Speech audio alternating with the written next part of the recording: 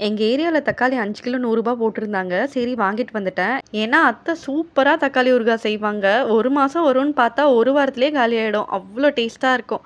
வாங்க எப்படி செய்றதுன்னு பார்க்கலாம். இந்த வீடியோவ மறக்காம சேவ் பண்ணிட்டு, அப்படியே நம்ம சேனலுக்கு சப்ஸ்கிரைப் பண்ணிடுங்க.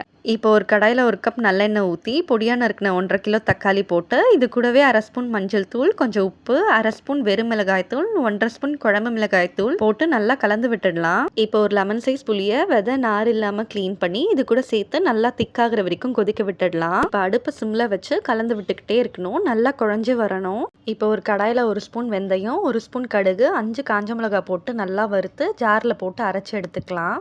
இப்போ அரைச்ச பொடியை இது கூட சேர்த்து நல்லா மிக்ஸ் பண்ணி உப்பு காரம் செக் பண்ணி தேவைன்னா சேர்த்துக்கிட்டு எண்ணெய் பிரியிற வரைக்கும் வெயிட் பண்ணலாம். ஒரு கடாயில எண்ணெய் ஊற்றி 2 காஞ்ச மிளகாய், கொஞ்சம் கடுகு, கொஞ்சம் வெந்தயம், ஒரு 20 பல்லு பூண்டு, 1/4 ஸ்பூன் பெருங்காயத்தூள் போட்டு நல்லா கலந்துட்டா செம்ம டேஸ்டியான தக்காளி ஊறுகாய் ரெடி.